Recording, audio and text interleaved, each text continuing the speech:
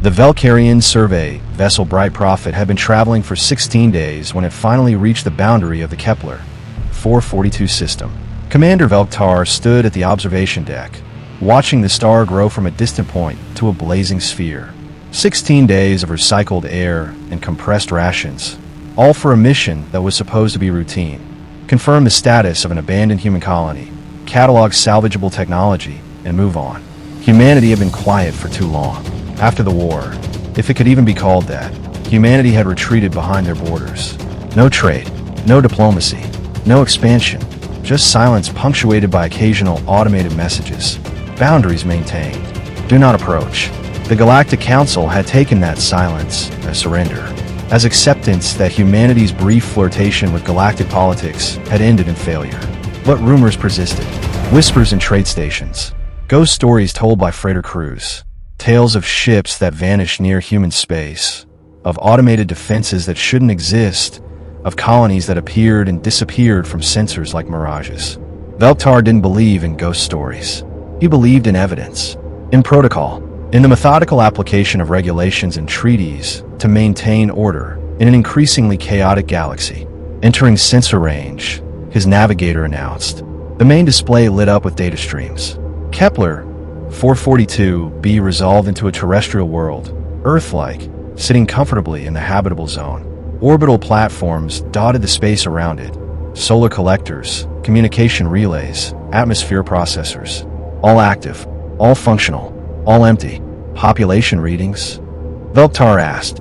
His science officer, a young Thishan named Court, cycled through multiple scan frequencies.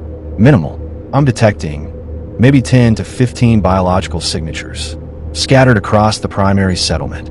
15 people maintaining a colony designed for 10,000. Could be a skeleton crew, Lieutenant Hess suggested. She was Velcarian like Velktar, but younger, still eager. Caretakers, maintaining systems until the main population returns. Where they're all that's left, Velktar said quietly. The ship descended through layers of atmosphere. No warning signals, no hails, no defensive posture from the orbital platforms. It was like being invited to explore a museum after closing time. The colony sprawled across a mountain valley, connected by maglev lines and elevated walkways. Agricultural terraces climbed the hillsides in geometric precision. Solar farms stretched across southern-facing slopes. Wind turbines stood like sentinels along the ridgelines. Everything worked, but as they descended, the anomalies became impossible to ignore. "Sir," Court said, his voice careful, "the energy distribution patterns don't match a populated settlement. It's too even. No residential spikes. No industrial cycling. It's like the entire colony is running on standby mode." Velktar leaned forward. Automated systems. Extensive ones. But that doesn't explain the biological signatures. They landed in the main hangar, a cavernous space designed to accommodate dozens of ships. Theirs looked small and insignificant in the emptiness. The landing party assembled quickly. 12 soldiers in full tactical gear, armed but not aggressive. This was still, officially, a survey mission. The hangar doors opened onto a plaza. Fountains still ran, water arcing through the air in precise parabolas.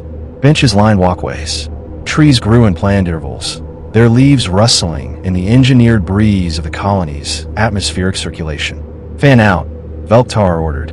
"Standard survey protocol. Document everything. Touch nothing you don't understand." They moved through streets designed for crowds but occupied by silence. Past shops with inventory still on shelves. Past apartments with furniture arranged for comfort. Past schools with teaching materials scattered across desks. The preservation was perfect. Too perfect. Hess entered a dwelling and emerged minutes later looking pale. "Sir, you need to see this." The apartment was frozen in the middle of daily life. Breakfast dishes in the sink. A child's backpack by the door, heavy with books. Family photos on walls. Humans smiling, humans at celebrations, humans living ordinary lives. A calendar marked with appointments. Doctor visits. School events. Birthday parties. The last marked date was 73 years ago. "They didn't evacuate," Court whispered. "They vanished." "No," Velktar said, studying the scene. "They left deliberately. Look, no signs of struggle. No panic. Everything organized. This was planned. Why leave everything behind?" Velktar didn't have an answer. They continued deeper into the colony, passing through districts that grew increasingly strange. The buildings in the outer ring were standard prefab structures, but toward the center, architecture changed. Stone that looked natural but felt artificial. Crystalline structures that caught light and refracted it in patterns that hurt to look at directly. "Commander," Court called from ahead. "I'm reading some kind of subsurface structure. Large. Extensive. It runs beneath the entire colony." "What kind of structure?" "Unknown. The scans are fragmenting, like something's interfering with sensors." They found the entrance in a building that looked like it had once been a research facility. A ramp descended into the earth, lined with emergency lighting that still glowed after 7 decades. "I don't like this," Hess muttered. Neither did Velktar. But retreat wasn't an option. Not without answers. The descent took 15 minutes. The ramp spiraled down through layers of rock that showed clear signs of advanced excavation. Smooth walls, perfect angles, no tool marks. Whatever had carved this space hadn't done it mechanically. They emerged into a chamber. It was vast, cathedral vast. The walls were the same strange crystalline stone they'd seen above, but here it glowed with internal light. Blue, pulsing, alive. In the center of the chamber stood a pillar of solid crystal, 50 meters tall, threaded with circuitry so fine it looked like neural tissue. "What is that?" Hess breathed. Before anyone could answer, she appeared. The human woman materialized at the base of the crystal pillar, as if she'd been there all along, and they'd simply failed to notice. Velktar's weapon snapped up. His team fanned out, covering angles, following training. The woman didn't react.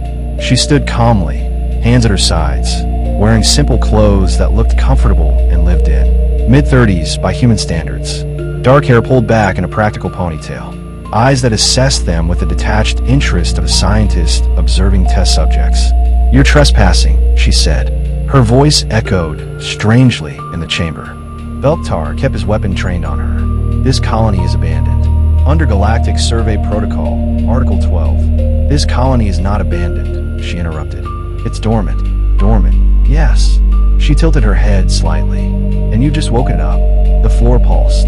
Velktar felt it through his boots. A vibration that resonated through the entire chamber. The blue light in the walls intensified, spreading through veins in the crystal that branched like capillaries, like neurons firing. "My name is Dr. Sarah Chen," the woman said. "I'm the caretaker of Kepler, 442b. And you've activated a defensive protocol that's been dormant for 73 years. Velktar's tactical display screamed warnings. His connection to the ship, severed. Emergency beacon, jammed. Communications, blocked. "What have you done?" he demanded. "Nothing," Chen said. "You did this when you entered the chamber. This entire colony is built on top of a computational substrate, an AI core. You're standing inside it." Horror dawned on Court's face. "The entire valley is one distributed intelligence," Chen confirmed.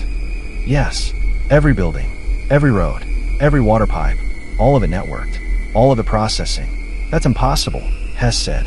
"Humans banned AI after the Cascade Wars. The treaties banned military AI," Chen interrupted. "Weaponized systems, autonomous killing machines. This isn't that. Then what is it?" Chen looked up at the crystal pillar. "An archivist, a librarian, a memorial." The voice emerged from everywhere and nowhere. Synthesized but not mechanical. Ancient but not old. Patient in a way that suggested eternity. Designation, Archivist Prime. Status, online. Query, identity of intruders.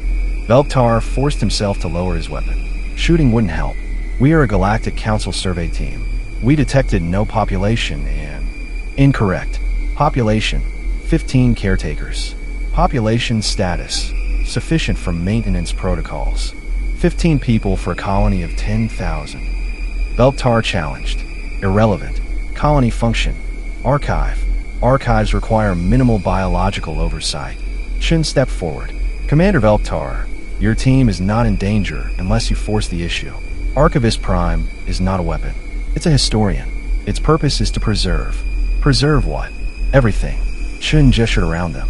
"Every human who lived here. Every conversation. Every decision. Every moment of joy and grief and ordinary life. When humanity made the choice to withdraw from galactic politics, we didn't just leave colonies behind. We preserved them, archived them, created living records of what we were, what we achieved, what we learned. What? Chen's expression darkened. Because we know what comes next. We've seen this story before. Empires rise. They expand. They clash. And civilizations that stand in the way get erased. Not just destroyed, forgotten. Rendered into cautionary tales and simplified moral lessons. She walked toward them. Velptar's team tensed. But she moved with no aggression. Just certainty. Humanity has made many mistakes, Chen continued. But we excel at one thing. Memory. We remember. We archive.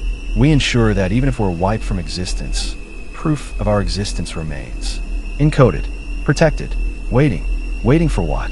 Velptar asked. For someone worthy of finding it. The chamber pulsed again. Stronger this time. The crystal pillar blazed with light, and suddenly Velptar could see it. Not with his eyes, but with his mind. Data streams flowing through the walls. Billions of memories stored in quantum matrices. The entire colony was a monument disguised as a settlement. Query.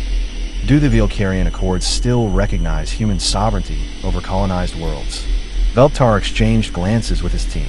Yes, but the territory must be actively maintained, and territory is maintained. Population threshold met per original treaty language. Sufficient population to demonstrate ongoing habitation. 15 caretakers qualify. Chen smiled slightly. Archivist Prime takes treaties very seriously. It has every human legal document ever written stored in its core. Every precedent, every interpretation, every loophole. This is a legal trap, Hess said in horror. This is a protection, Chen corrected. You came here expecting to find ruins you could catalog and claim. Instead, you found a living archive protected by international law and defended by an intelligence that remembers every treaty humanity ever signed. Intruders have violated boundaries. Defensive measures authorized. The chamber came alive. Gun emplacements folded from walls. Drones detached from ceiling mounts. Energy barriers flickered into existence, cutting off escape routes. Velptar felt his heart pounding. We didn't come here to fight. Then don't, Chen said simply. You have two choices. Leave immediately, and this incident is classified as a misunderstanding. Your ship will be released. Your data will be purged of everything you've seen here. You'll mark this system as hazardous, or unsuitable, or whatever excuse lets you save face. Or, where you stay. And Archivist Prime adds you to the collection. The threat hung in the air like a blade. Added how? Court whispered. Chen's expression didn't change. Every person who has ever set foot on this colony is archived, scanned down to the neural level. Personality, memory, identity, preserved forever in the substrate. The original leaves. The copy remains. Horror spread through the team. You're making copies of people without consent, Velptar said. We're ensuring nothing is lost, Chen corrected. Every caretaker volunteers. Every visitor is warned. You were warned the moment you entered restricted space. The automated beacon at the system's edge broadcast clear protocols. We never received. Velptar stopped, checked his logs, found the transmission buried in automated filtering systems. Automated warnings flagged as spam by their shipboard AI. They'd ignored it. Decision required. Archivist Prime intoned. Comply or be archived. Velptar looked at his team, at the weapons trained on them, at the human woman who held absolute authority in this place. We're leaving, he said. Chen nodded. Smart decision. The weapons retracted. The barriers dissolved. The path back to the surface opened. Commander, Chen called as they turned to leave. One more thing. Velptar paused. Tell your superiors that humanity has 100 colonies like this. Archives scattered across claimed space. Each one protected. Each one defended. Each one waiting. Waiting for what? Chen's smile was cold. For the galaxy to make the mistake of thinking we've forgotten how to fight. The Bright Prophet launched from Kepler, 442b, within the hour. Velptar sat in his command chair, watching the planet shrink in the view screen. Green and blue and peaceful. A lie wrapped in beauty. Course, sir, his navigator asked. Home, Velptar said. Maximum speed. The survey data. Corrupted, Velptar interrupted. System glitch. Mark the colony as survey incomplete. Technical difficulties. Flag it for future reassessment. Sir, regulations require. I know what regulations require, Lieutenant. Velptar's voice was sharp. I'm also aware of what happens when species start wars they can't finish. File the report, as I specified. Silence spread through the bridge. They understood. Later, in his quarters, Veltar deleted everything. Sensor logs, personal recordings, video feeds, every piece of evidence that they'd found something unprecedented, something terrifying, something that fundamentally changed the balance of power in the galaxy. He kept only one file, an audio recording of Chen's final words. Tell your superiors that humanity has 100 colonies like this, 100 archives, 100 AIs, 100 traps disguised as abandoned settlements. And if even one survey team vanished investigating them, the Council would have to acknowledge the truth. Humanity wasn't hiding. They were embedded, dug in, fortified behind legal protections and technological marvels that made conquest impossible and negotiation mandatory. Veltar stared at his reflection in the darkened viewport. He thought about the crystal pillar, about memories stored in quantum matrices, about personalities preserved forever, waiting in digital eternity, about what it meant to be archived. His hand hovered over the delete button for the audio file. He couldn't press it. Some warnings needed to be remembered. 3 weeks later, the Galactic Council received Veltar's report. Brief, professional, conclusive. Survey of Kepler, 442 inconclusive due to technical difficulties. System flagged for future reassessment. No immediate strategic value. Recommend deprioritization. The report was filed. The system was marked yellow on navigational charts. And quietly, very quietly, every species with active survey programs received an internal memo. Avoid human-claimed systems, pending diplomatic clarification. No one asked why. No one needed to. In the silence between stars, rumors spread. Whispers in trade stations. Ghost stories on long-haul flights. Stories about colonies that weren't abandoned. About AIs that remembered everything. About humanity building monuments to their own existence, protected by laws and defended by intelligences that never forgot a treaty clause. The galaxy learned a new lesson. Silence isn't surrender. Sometimes it's strategy.